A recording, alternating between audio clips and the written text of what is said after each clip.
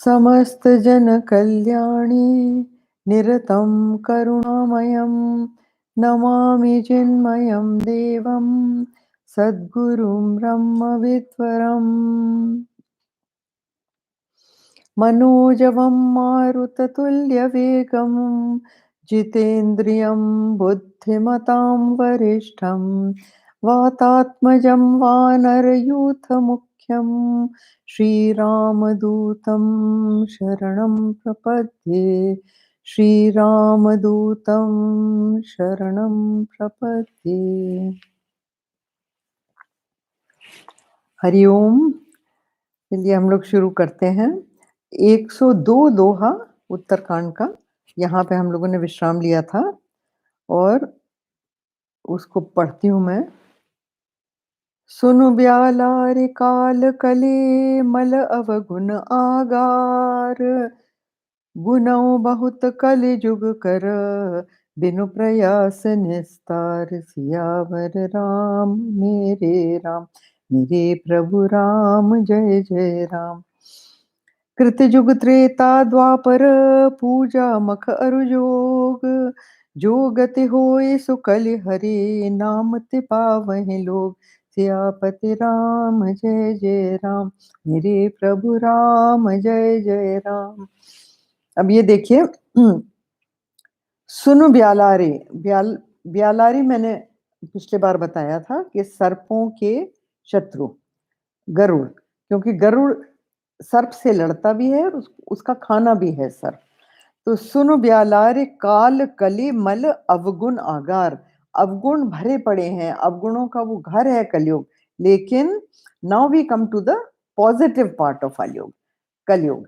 और वो क्या है कि कोई भी चीज पूरी तरह से खराब अदूषित नहीं होती, हमें कुछ ना कुछ उसमें अच्छाई भी होती है, या कुछ ना कुछ उसके गुण होते हैं, कुछ ना कुछ वो फायदा भी करती है। अभी जैसे गुणों बहुत कलजुग कर बिन प्रयास निस्तार, तो एक बहुत बड़ा भारी गुण है कलयुग का, और वो क्या है कि वो बिना प्रयास के, यानी प्रयास मतलब परिश्रम, बिना परिश्रम के वो आपको इससे पार, निस्तार मीन्स आपको पार लगाता है भवसागर से। और वो क्या है? कृतयुग त्रेता द्वापर। कृतयुग मीन्स सतयुग। तो सतयुग, त्रेता, द्वापर, इनमें क्या क्या होता है? पूजा मख और योग। ये हमने पिछली बार किया था कि योग होता है सतयुग में, पूजा होती है सॉरी यज्ञ हवन होते हैं त्रेता में, और द्वापर में पूजा। तो जो गति होए, इन कर्म को करने से जो गति प्राप्त होती है लोगों को इन युगों में, तो कलयुग में सिर्फ हरि नाम से मिल जाती है। वही गति हरि नाम लेने से मिल जाती है। देखिए, नाम की महिमा बहुत है और हर हर धर्म में है, हर धर्म के शास्त्रों में है, हर धर्म के ग्रंथों में नाम की महिमा गाई गई है। देखिए, नानक नाम जहाज है, आपने सुना होगा, है? इस्लाम में भी नाम जपते हैं, माला लेके नाम जपते हैं। बुद्धिज्म में जाप होता है माला का। तो कोई रिलीजन ऐसा नहीं है जिसमें माला ना हो और माला के सहित जाप ना हो। क्रिश्चियंस भी वो अपनी रोजरी करते हैं और नाम जपते हैं। तो नाम की बड़ी महिमा, वो कलयुग में सबसे बड़ी महिमा है नाम की। आगे पढ़ते हैं। कृत युग सब जोगी वे तरहि भव प्राणी त्रेता विविध यज्ञ नर करहि प्रभु ही समर्पि कर्म भव तरहि द्वापर करि रघुपति पद पूजा नर भव तरहि उपाय न दूजा कलि जुग केवल हरि गुण गावत नर पावहि भव था कलिजुग जोगन जज्ञन ज्ञानी ज्ञाना एक आधार राम गुण गाना सब भरोस तज जो भज राम प्रेम समेत गाव गुण ग्रामय सोई भवतर कछु संशय नाही, नाम प्रताप प्रगट कलि माहि। कलि कर एक पुनीत प्रतापा, मानस पुण्य होहि नहीं पापा। कल जुग कल जुग सम जुग आन नहीं, जो नर कर विश्वास। गाय राम गुण गण विमल, भवतर बिनहि प्रयास। सियापति राम जय जय राम, मेरे प्रभु राम जय जय राम। प्रगट चारि पद धर्म के, कलि महु एक प्रधान। जेन कीन विधि दीन्हे, दान करे कल्याण। सियापति राम जय जय राम, मेरे प्रभु राम जय जय राम। कृतयुग सब जोगी विज्ञानी। तो सतयुग में हर कोई योगी है और विज्ञानी है। हाँ, और करे हरि ध्यान तरह भव प्राणी। और लोग मेडिटेशन करते हैं, ध्यान करते हैं, और उस ध्यान में वो उनका इतना तीव्र ध्यान लगता है कि उससे ही प्राणी तर जाते हैं। क्या तर जाते हैं? भवसागर। त्रेता विविध यज्ञ नर करहीं। त्रेता में क्या होता है? तरह तरह के यज्ञ, विविध यज्ञ, तरह तरह के यज्ञ नर करहीं। प्रभु ही समर्पित कर्म भव तरहीं। और क्या करते हैं? कर्मयोग। कर्मयोग में क्या है कि सारे अपने कर्म जो भी आप करते हैं वो पूजा जैसे करिए कि मैं ईश्वर की पूजा कर रहा हूँ, और वो सारे कर्म आप प्रभु को समर्पित कीजिए। जैसे आप भगवान पे फूल चढ़ाते हैं, नहीं चढ़ाते हैं, आप अपने कर्म समर्पित करिए भगवान को, एज पूजा, एज उनकी पूजा। तो वो उनके चरणों में रखिए। तो उससे भी क्या करते हैं लोग? भव तरते हैं। अब आप ये देखिए, यहाँ पे नोटिस करना कि पहली लाइन में तरह है भव प्राणी है, हाँ, उसको ध्यान कर लेना। दूसरी लाइन में भी भव तरह ही है, वो भी ध्यान कर लीजिए। द्वापर करे रघुपति पद पूजा, नर भव तरह उपाय न दूजा। इसमें भी भव तरना लिखा हुआ है। तो तीनों तीनों कल्पों में, कल्पों में नहीं, तीनों युगों में, सतयुग में भी भव तरना, तर जाते हैं लोग। कैसे तरते हैं? ज्ञान से, योग से, विज्ञान से। त्रेता में तरते हैं तरह तरह के यज्ञों से और अपने कर्म समर्पित करने से, उसमें भी भव तरह लिखा है। द्वापर तीसरा युग है, उसमें भी नर भव तरह रघुपति पद पूजा करके, पूजा करके, श्री हरि की पूजा करके लोग भव तरते हैं। भव त्रास से अभय हो जा। अच्छा, अभी अभी क्या, ये देखिए कलयुग में क्या होता है? कलयुग केवल हरि गुण गाहा। तो कलयुग में केवल भगवान के गुण गा गा के, उनके गानों गुण गाथाओं का गान करके, गावत नर पावहि भव ठाहा। इसमें भव तरना नहीं लिखा है, नोटिस करा आपने? पिछले 3 युगों में भव तर जाते हैं लोग, मोक्ष प्राप्त कर जाते हैं। और इस युग में क्या होता है? नर पावहि भव थाहा, कि उनको ज्ञान विज्ञान समझ में आ जाता है, उसकी उनको परख हो जाती है। वो depth, they go right up to the depth of the world, और वो उसकी गहराई को नाप पाते हैं। यानी दुनिया में है क्या, सृष्टि क्या है, ईश्वर क्या है, और हम लोग यहाँ क्यों हैं, कहाँ जा रहे हैं, वो सब उनको समझ में आ जाता है। वो भव की था ले लेते हैं, उसको नाप लेते हैं। देखिए, भव त्रास से अभय हो जाते हैं। जो जो डर लगता है ना, देखिए भव सागर है क्या? भव का मतलब है होना, ऐसा हो। वो कहते हैं आयुष्मान भव, ऐसा बोलते हैं ना, आयुष्मान भव, सौभाग्यवती भव, ये आशीर्वाद देते हैं। तो भव का मतलब ऐसा हो। तो जब आप भव सागर कहते हैं, तो वो सागर में हम लोग डुबकियां खा रहे हैं। वो सागर क्या है? भव सागर मीन्स हम लोग के मन में हमेशा ये चलता रहता है कि ऐसा हो जाए तो कितना अच्छा हो, वैसा हो जाए तो कितना अच्छा हो, ये प्रॉब्लम सॉल्व हो जाए तो कितना अच्छा हो, है ना? तरह-तरह की चीज़ें हमारे मन में आती हैं। किसी के पुत्र-पुत्री नहीं है तो वो हो जाएँ तो बड़ा अच्छा हो, जिसके हो जाएँ वो कहते हैं ओहो! क्यों हुए, इनको पालना मुसीबत, वो तो कोई न कोई आप चाहते हैं ये हो जाए, उसको कहते हैं भव सागर।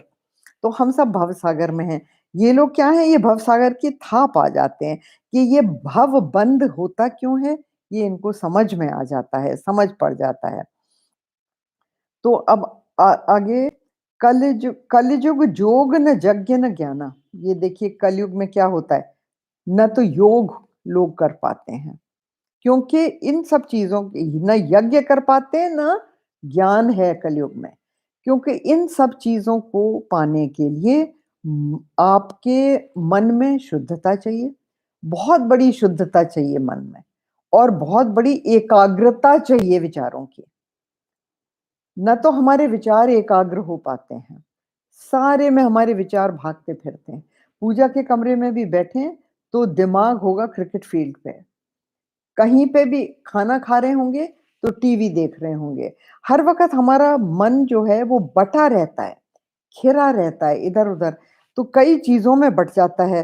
तो हमारे मन में एकाग्रता नहीं है, चित्त शुद्धि नहीं है, मन शुद्धि नहीं है, तो इन सब बातों के लिए योग, यज्ञ और ज्ञान, इनके लिए ये सब आवश्यक हैं, जो कि कलयुग में नहीं होती लोगों पे। एक आधार राम गुण गाना। कलयुग में एक ही आधार है, जिस पे आप डिपेंड कर सकते हैं। देखिए वर्ड तुलसीदास महाराज जी ने बड़ा अच्छा शब्द चुना है, आधार। आधार उसको कहते हैं जिस पे आप डिपेंड कर सकते हैं, ठीक है ना? उसको आधार कहते हैं। आधारशिला, जिस पे घर या कोई भी बिल्डिंग रखी जाती है, जो नींव का काम करती है। तो कलयुग में ये नींव नहीं है, न योग, न यज्ञ, न ज्ञान, ये वाली आधारशिलाएँ कलयुग में हैं ही नहीं। अगर आप करने की कोशिश भी करते हैं, तो हम कर नहीं पाते, क्योंकि मैंने जैसा बताया मन की शुद्धता नहीं है और विचारों की एकाग्रता नहीं है। तो उन पे हम डिपेंड नहीं कर सकते। हम करें भी, तो उन पे हम डिपेंड नहीं कर सकते कि ये हमको पार ले जाएँगी। तो पार क्या ले जाएगा कलयुग में? राम नाम। राम के गुणों का गायन। हाँ, तो इसीलिए जब हमने ये प्रकरण शुरू करा था, तो शुरू में ही कहा था कि श्रुति भी राम के नामों की या श्रुति भी रामचरितमानस की बहुत बड़ा फलदायक है।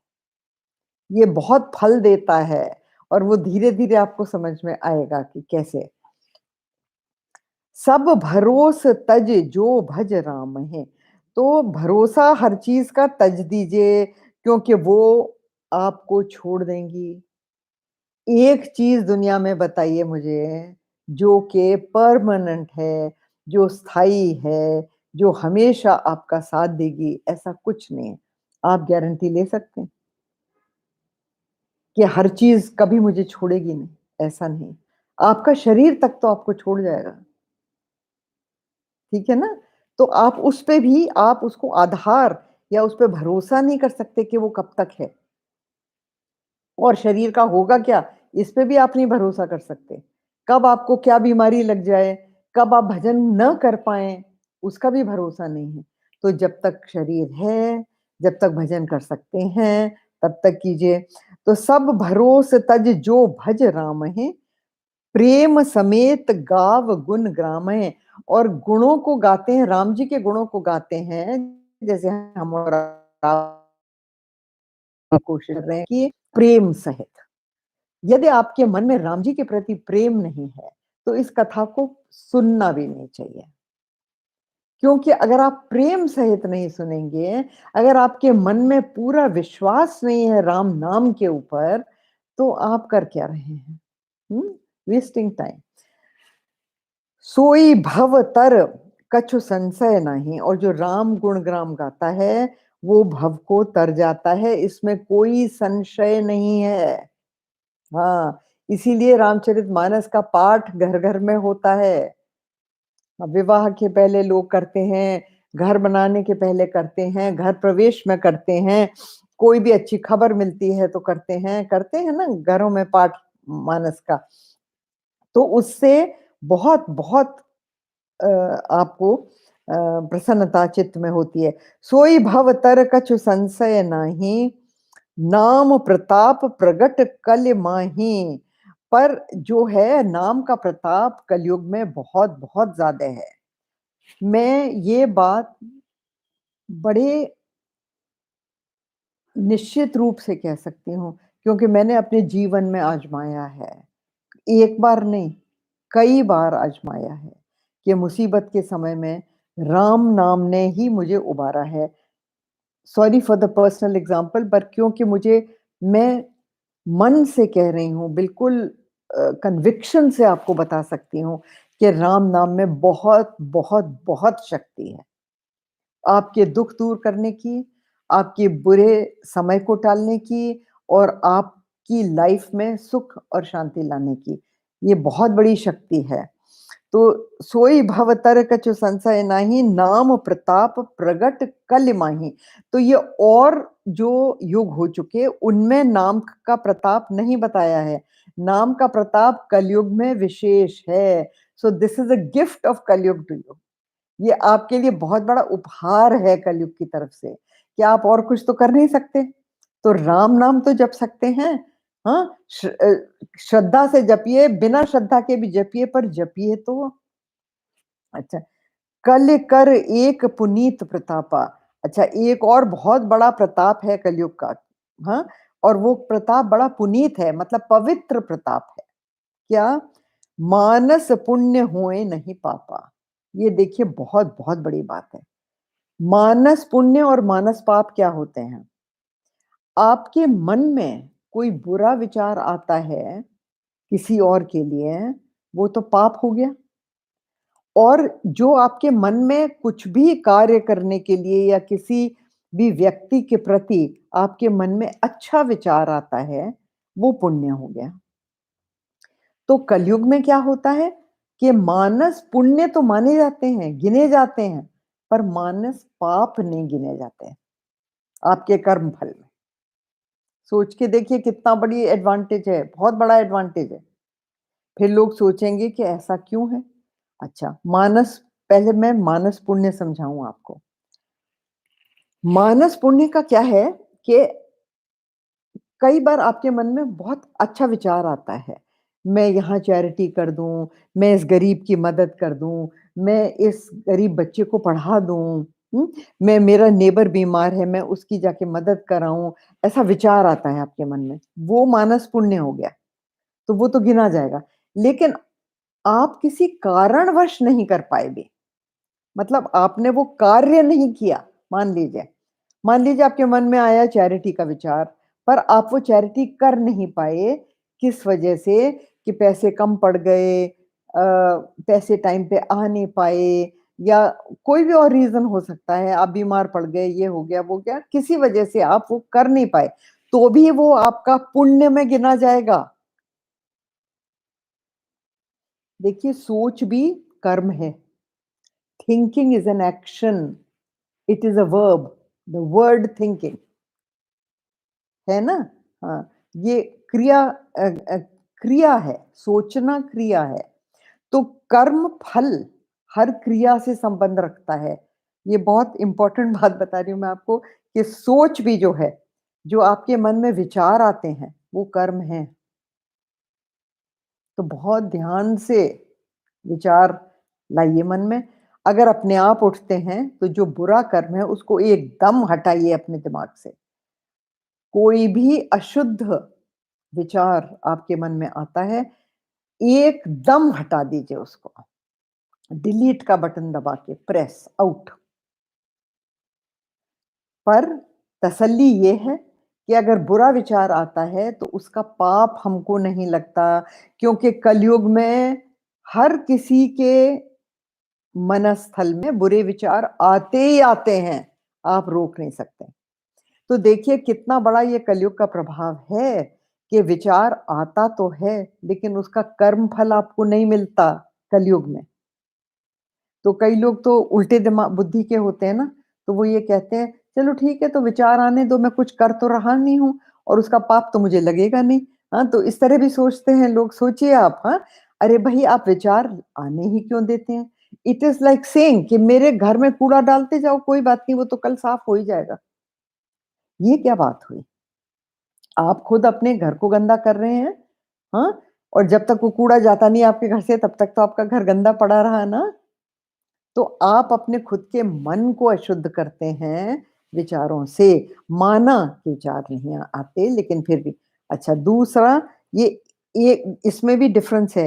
एक तो ये देखिए कि विचार अपने आप आया, आपने नहीं लाया, ठीक है ना? तो वो पुराने संस्कारों की वजह से आ गया। अच्छे बुरे संस्कार होते हैं, उन्हीं की वजह से विचार आते हैं, उन्हीं की तरह से। तो इसीलिए हर किसी का मन फ़र्क होता है, हर किसी की बुद्धि फ़र्क होती है। फॉर द सिंपल रीज़न कि हर एक की अपना कर्म अलग होते हैं, हर एक की सिचुएशन इन लाइफ़ अलग होती है, हर एक की पास्ट लाइव्स, पूर्व काल के जो उनके कर्म हैं, वो अलग होते हैं। तो उनसे ही कंडीशन होके, उनसे ही रंग के विचार आते हैं मन में। तो अगर अपने आप आता है, आप उसे हटाइए, पर कम से कम बुरे विचारों को जन्म तो मत दीजिए, खुद सोच के। और वो कैसे होता है? मन में विचार, आप किसी ने कोई बुरी बात कही, कोई गॉसिप है, किसी की पराई निंदा सुनी आपने, टीवी पे उल्टी-सीधी बातें देखी आपने, कोई खराब मैगज़ीन आपने देख ली, कोई गंदी पिक्चर्स आपने देख ली, तो वो सब कूड़ा है, वो तो माइंड में जाएगा ही जाएगा। उस सब को आप बाहर फेंकिए, अपने मन को शुद्ध रखिए। फिर भी ये देखिए, कलयुग का प्रताप है कि मानस पुण्य होए नहीं पापा। हुँ? ये कलयुग का प्रताप। अच्छा, पर अपने आप, अगर आप कोई अच्छा, मानस पुण्य को देखिए। मैंने आपसे कहा कि मानस पुण्य तो कोई अच्छा विचार आपके मन में आया, आप न भी कर पाए तो उसका आपको फल मिलेगा। फिर कुछ उल्टी बुद्धि वाले ये भी कहते हैं कि तो फिर हमें करने की तो कुछ ज़रूरत है ही नहीं, सिर्फ़ अच्छे विचार मन में लाते जाओ और करो मत उनको, तो पुण्य तो हमको वैसे भी मिलेगा, वैसे भी मिलेगा। Isn't it? तो आप सोचिए कि ये उल्टे बुद्धि वाले लोगों की बातें हैं। ऐसा नहीं है। जब आपके मन में कोई अच्छा विचार आता है, अगर आप उसको किसी भी मुसीबत की वजह से नहीं कर पाते हैं, तो वो पुण्य में गिना जाता है। अगर आप ये विचार करते हैं कि नहीं, मैं तो सिर्फ़ अच्छा विचार करूँगा, करूँगा नहीं उसको, तो वो पुण्य नहीं होगा, वो अक्रिया हो जाएगी। अक्रिया हो जाएगी क्योंकि आप चतुरता दिखा रहे हैं। आप चतुराई कर रहे हैं और किसको ठग रहे हैं? ईश्वर की ईश्वर की माया को ठगने चले हैं। ईश्वर की माया बहुत बड़ी ठगी है, हाँ? माया महाठगिन हम जाने, हाँ? ये भजन है ना, माया महाठगिन हम जाने। तो ये जो है ऐसे नहीं है। आपको don't propel any kind of bad thoughts, don't propel कि मैं ये काम, अच्छा काम मन में तो आया लेकिन मैं करूँगा नहीं। अगर अच्छा काम मन में आया है पुण्य का, तो उसको पूर्ण कोशिश कीजिए करने की। लेकिन अगर आप कोशिश करते हुए भी नहीं कर पाए, तो आपको उसका पुण्य मिलेगा। ठीक है ना? और पाप का ये है कि उसको मन में मत लाइए, आपका खुद का मन अशुद्ध होगा। दूसरा चीज़ ये समझ लीजिए कि इसका एक और फ़ायदा होता है। अगर आप बार-बार कोई भी विचार अपने मन में लाते हैं, तो वो क्रिया में फलीभूत होता है। आप 10 बार एक चीज़ को सोचेंगे ना, then you will do it also one day. ऐसा होता है, ठीक है? तो अगर विचार मन में आने देंगे, तो वो एक दिन बुरी क्रिया में परिवर्तित हो जाएगा। जब आप उस क्रिया को कर ही लेंगे, तो उसका कर्मफल कोई रोक नहीं सकता। कोई नहीं रोक सकता, वो तो आपको मिलेगा। और इसी तरह पुण्य है। मानस पुण्य अगर आप नहीं भी कर पाए, मान लीजिए क्रियान्वित नहीं कर पाए, तो भी अगर बार-बार आपने उसके बारे में सोचा है, 2, 3, 4, 10 बार सोच लिया, फिर आप एक न एक दिन ज़रूर उसको करेंगे। क्योंकि आपके मन में ये विचार आएगा कि मैं इसको कर डालूँ। तो ये है मानस पुण्य और मानस पाप की बात। और इन्हीं गुणों के कारण परीक्षित महाराज ने कलयुग को नहीं मारा। कल जुग सम जुग आन नहीं, जो नर कर विश्वास। अगर आप विश्वास करें तो कलयुग जैसा युग नहीं है, क्योंकि बाकी सब युगों में तो बहुत बहुत परिश्रम करना पड़ता है, और राम नाम कितना आसान, छोटा सा नाम, और कितना आसान लेना उसको। तो गाय राम गुण गण विमल, तो विमल मीन्स प्योर, बहुत ही शुद्ध, बहुत ही पवित्र है राम नाम। तो गाय राम गुण गान विमल, भव तर बिन ही प्रयास। न आपको योग करना, न यज्ञ करना, न कुछ और करना, न पूजा, न पाठ, न हवन, न कुछ, और बिना इन प्रयासों के, बिना इन परिश्रमों के आप भव तर जाते हैं। बड़ी आसानी से आपकी लाइफ बीत जाती है। प्रगट चार पथ धर्म के, कलिमहु एक प्रधान, जेन केन विद दीने दान करे कल्याण। अच्छा, ये चार पद धर्म के कौन से हैं? सत्य, दया, तप और दान। ये चार हैं, ये चार जो लिखा हुआ है ना यहाँ पर, ये चार धर्म के धर्म के पाए माने जाते हैं। सत्य, तप और दान और क्या था, दया। दया, हाँ। तो ये जो चारों हैं ये धर्म के पंथ हैं, पर इनमें भी कलिमहु एक प्रधान। कलयुग में न तो लोग सत्य बोलते हैं कलयुग में, न दया दिखाते हैं कलयुग में, न उनमें शक्ति है तप करने की।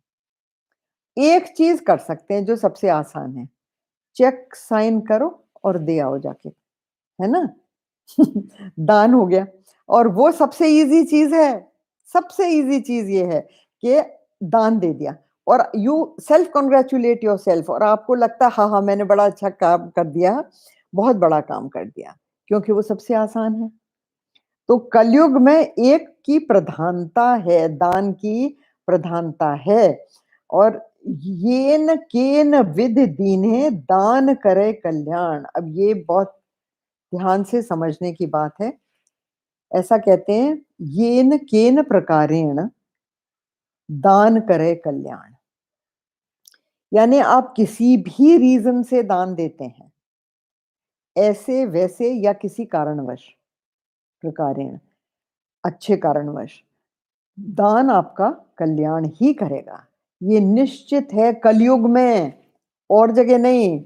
और जगह आपको बहुत तपस्याएं करनी पड़ती हैं, और युगों में बहुत तपस्याएं करनी पड़ती हैं। ये कलयुग की महानता है कि दान आप किसी भी प्रकार से दें, आपको वो कल्याण करेगा। अच्छा, अगर किसी भी प्रकार से लिखा है तो दान कई तरह के होते हैं। इसका मतलब कि दान कई प्रकार का होता है। अच्छा, दान क्या हो, दान कई प्रकार का कैसे, वो कल्याण तो करेगा ही सिर्फ कलयुग में। तो ये देखिए, एक उत्तम दान होता है, एक मध्यम दान होता है, और एक अधम दान होता है। उत्तम दान वो होता है जो बिना याचना के आप देते हैं। बिना याचना मतलब किसी ने मांगा नहीं था, उसने मांगा नहीं और आपने पहले ही उसकी जरूरत समझ के दे दिया, वो उत्तम दान होता है। हम्म, मांगने पे तो लोग देते हैं, लेकिन जो बिना मांगे देता है, उसकी मुसीबत पहचान के, उसका दुख जान के, हाँ, उसका दर्द पहचान के आप अपने आप उठ के देते हैं, वो उत्तम दान। मध्यम दान क्या होता है कि किसी ने मांगा और आपने दिया। हम्म, और जो अधम दान होता है वो क्या होता है कि आप बुरे भाव से दें, इंसल्ट करके देते हैं, फेंक के देते हैं, उस आदमी की बेइज्जती करके उस पे उसको देते हैं। ये अधम दान हो जाता है। और और क्या होता है अधम दान में? जबरदस्ती देना, जैसे आपको देना पड़ा, आप देना नहीं चाहते थे लेकिन आपको देना पड़ा, वो भी दान अधम होता है। ठीक है। और अधम क्या होता है कि लज्जादान। लज्जादान क्या होता है कि लोग आपको एम्बैरेस करके दिलवाते हैं। आप देना नहीं चाहते, पर बाकी के सब दे रहे हैं, तो आपको शर्म आती है कि ओहो! सब दे रहे हैं, मैं नहीं दे रहा। तो वो लज्जादान। तो यानी क्या कि आप देना चाहते नहीं थे, फिर भी आपने दिया। दूसरा होता है पश्चाताप दान। वो क्या है? वो भी अधम दान में आता है। यानी आपने दे दिया और उसके बाद आपको बड़ा बुरा, ओहो! इतना नहीं देना चाहिए था, कुछ ज़्यादा ही दे दिया, इससे कम भी तो दे सकते थे। वो पश्चाताप दान होता है। तो पश्चाताप अगर आपको हो रहा है कि ओहो! मेरे हाथ से निकल गया, तो वो दान भी अधम दान में आता है। लेकिन ये देखिए कलयुग की महिमा, येन केन प्रकारेण दान तो कल्याण करेगा ही करेगा आपका। कितनी बड़ी महिमा है। यानी लोगों को कलयुग का दान देना आता भी नहीं है, ठीक से दान देना। तरह-तरह से लोग दान देते हैं, हैं? तो फिर भी और उत्तम दान क्या होता है? सुपात्र को दिया जाए, जो एक्चुअल डिज़र्विंग है, जो दान देता है उसको ये हमेशा देखना चाहिए। वो सात्विक दान कहलाता है कि आप सुपात्र को दें। ये आपकी ज़िम्मेदारी है कि जिसको मिल रहा है, उसको वाक़ई में ज़रूरत है उसकी, वो सुपात्र है। ठीक है? और उसको मदद मिलेगी उससे, उसका भला होगा, उसके परिवार का भला होगा, ये सुपात्र दान है। और क्या है? देश और काल को देख के। देश और काल को देख के दान देना चाहिए। देश और काल में क्या आ जाता है? जिस देश में, देश मतलब जगह, जिस जगह जिस चीज़ की ज़रूरत है, वो दान आप वहाँ पर दीजिए। जैसे सर्दियाँ हैं, तो लोग कंबल बाँटते हैं, है ना? तो सर्दियों में लोग कंबल बाँटते हैं, वो सुपात्र को भी दान हो गया और ठीक समय और ठीक देश में हो गया। तो ठीक समय ये है कि सर्दियाँ हैं तो आपने कंबल दान करे, गर्मियाँ हैं तो आपने कुछ और गर्मी को मिटाने की वस्तु दान करी, कहीं भुखमरी पड़ी है तो वहाँ आपने अनाज दान करा। तो देख के दान देना चाहिए कि जहाँ जिस चीज़ की ज़रूरत है, वो देश और काल देख के। जिस देश में उस चीज़ की ज़रूरत ही नहीं है उस जगह, पर आप उसको दे रहे हैं, तो क्या फ़ायदा हुआ दान का? हाँ? तो ये इस तरह, पर ये याद रखिए कि ये सुपात्र और कुपात्र और ये सब बातें जो मैंने अभी कही, ये तो अलग चीज़ है, पर इसमें ये सबसे बड़ी बात है कि ये ध्यान रखने की बात है कि कलयुग में हर प्रकार का दान देने से कल्याण होता है। अच्छा, दान की जहाँ हम बात करते हैं, तो ये भी बात आप ध्यान रखिए कि दान में एक दान होता है जो ध्रुव दान कहलाता है। ध्रुव दान का मतलब है व्हिच बेनिफिट्स ऑल। जैसे आपने कोई कुआँ खुदवाया जहाँ पानी कम होता है, वहाँ जितने लोग हैं वो सब उस कुएँ से पानी ले सकते हैं। सिर्फ़ एक परिवार की बात नहीं है, सबको फ़ायदा हो रहा है ना? आपने कोई ट्रस्ट बनाया जिससे गरीब बच्चों का एजुकेशन होता है, वो ध्रुव दान में आ गया कि ज़्यादातर लोगों को उससे फ़ायदा होगा। ये ध्रुव दान की बातें हैं। सरिता, कूप, तड़ाग, कोई आपने हॉस्पिटल बनवा दिया, कोई आपने स्कूल शुरू करवा दिया गरीब बच्चों के लिए, कोई आपने फ्री हॉस्पिटल, फ्री डिस्पेंसरी ये सब करा, ये ध्रुव दान में आता है क्योंकि उससे बहुतों का फ़ायदा होता है। एक होता है त्रिक दान। त्रिक दान में आता है जो आप रोज़ करते हैं, जो आपको रोज़ करना चाहिए। गुरुदेव इस बात को बार-बार कहते थे कि हर दिन आपको कुछ न कुछ देना है, हर दिन आपको कुछ न कुछ पुण्य कर्म करना है। एक दिन भी ऐसा नहीं जाना चाहिए कि आप पुण्य कर्म नहीं करें। अगर ऐसा कोई दिन जाता है, तो वो दिन आप पृथ्वी पर भार हैं। ऐसे ये गुरु के में दिन आप पर भार हैं, क्योंकि आपने लिया तो है ना पृथ्वी से, खाना खाया है ना? किसने दिया? पृथ्वी ने। कपड़े पहने हैं ना? कहाँ से आए? पृथ्वी से। घर में रहते हैं ना? कहाँ से आया? पृथ्वी से। कितनी चीज़ें आप पृथ्वी से लेते हैं, आप गिन भी नहीं सकते। पर उस दिन आपने पृथ्वी को दिया क्या? एक कोई छोटी-सी भी चीज़ दी है? अगर नहीं दी, तो आपका ऋण, पृथ्वी का ऋण चढ़ गया ना आपके ऊपर। ये सोचना, ध्यान देना इस चीज़ पर। हर दिन आपको कुछ न कुछ भला कर्म करना है। अच्छा, तीसरा होता है काम्य, काम्य दान। काम्य दान होता है किसी इच्छा की पूर्ति के लिए।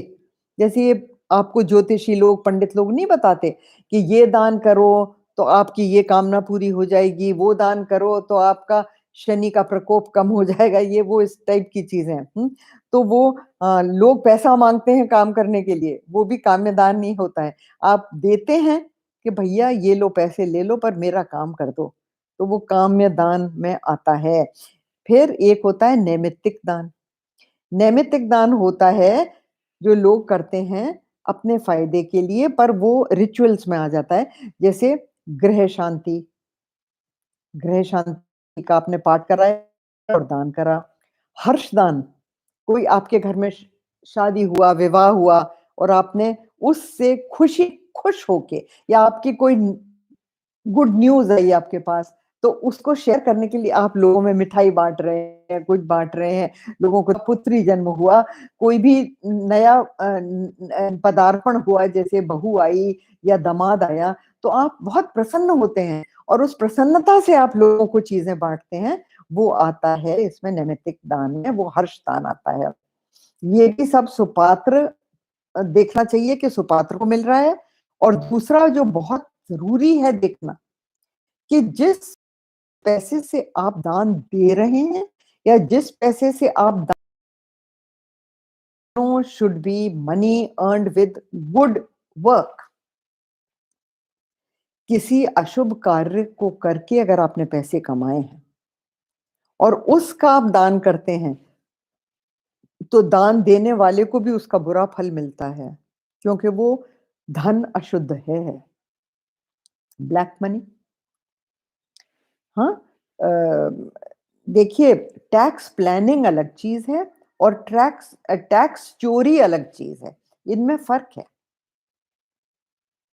आप टैक्स प्लान कर सकते हैं, वो तो अक्लमंदी की बात है, लेकिन टैक्स की चोरी करना वो गुनाह है, गुनाह में आ जाता है ना? तो आप जो है वो धन जो आप दान दे रहे हैं, वो शुद्ध है या नहीं? शुद्ध धन हमेशा दान देना चाहिए।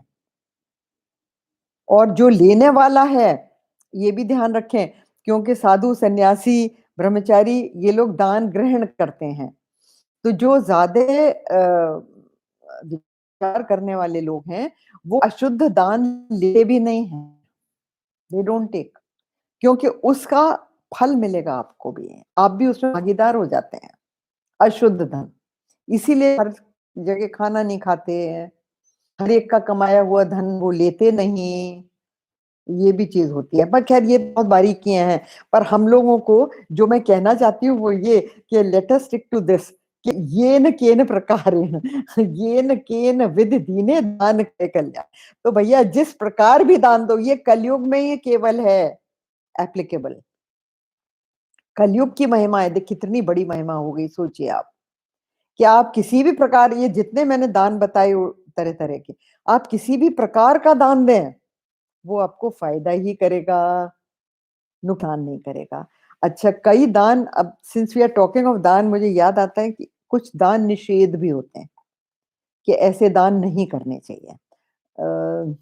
9 दान निषेध होते हैं, उसमें एक आता है, किसी ने आपके पास धरोहर रखी है, कोई जमा करके गया है अपनी चीज़ आपके पास, आपने उठा के दान दे दी, वो नहीं करना चाहिए। जो आपको दान में मिली है वस्तु, उसका आप दान कर रहे हैं आगे, वो भी नहीं करना चाहिए। हुँ? अच्छा, और क्या होता है कि जैसे आपके वंशज अभी हैं, लेकिन आप अपना सर्वस्व दान कर देते हैं, वो गृहस्थ के लिए मना है। अगर आपका वंशज है कोई, तो आपकी ड्यूटी है कि जो आपने धन संचित किया है, दान दीजिए, लेकिन सर्वस्व नहीं। आपको अपने वंशज को पास ऑन करना चाहिए, क्योंकि आपको भी मिला है कहीं से भैया, आप उसको लेके नहीं पैदा हुए थे। आपको भी एज़ वंशज you have inherited, right? You have inherited from your forefathers. It is your duty to pass it on to your children. तो कुछ लोग ये करते हैं ना कि नहीं बस हमारा धन है, हम तो सब दान दे देंगे, हमारे बच्चों को कुछ मिले ना मिले अपने आप करेंगे। वो गलत है, वो निषेध माना जाता है। माँगी हुई चीज़ का दान देना, वो भी निषेध है। आपने खुद तो माँगा है किसी से, हाँ? और फिर आपने उसका दान कर दिया, वो भी अच्छा भयदान भी निषेध है। भयदान क्या होता है कि आप डर के मारे देते हैं। हुँ? जैसे कि बॉम्बे वगैरह में मैंने सुना है कि माफ़िया होता है, लैंड माफ़िया। तो वो आपको कहते हैं कि या तो हमको पैसे दो और नहीं तो हम तुम्हारी बिल्डिंग सारी गिरा देंगे। तो आप डर के मारे पैसे देते हैं, है ना? तो वो दान निषेध माना गया है। लेकिन ख़ैर और भी चीज़ें हैं इसमें तो छोड़ दीजिए। एक और भी चीज़ है कि दान दे के फिर उसका बखान करना। कि मैंने यहाँ इतना दिया, मैंने वहाँ उतना दिया। लोग शो ऑफ करते हैं ना, बिना शो ऑफ के तो काम चलता नहीं है। दान देंगे तो नाम तो होना चाहिए, है ना? तो ये सब चीज़ें निषेध हैं, लेकिन आप छोड़ दीजिए इन सबको, विचार ही मत करिए। आप करिए जो आपको करना है क्योंकि कलयुग में येन केन प्रकारेण हर तरह से दान कल्याण ही करता है। हुँ? सो दैट इज़ दैट तो हम लोग यहाँ पर समाप्त करते हैं, लेकिन इसको यहाँ तक सिर्फ़ पढ़ लेते हैं और बाद में बता करेंगे हम लोग इसको।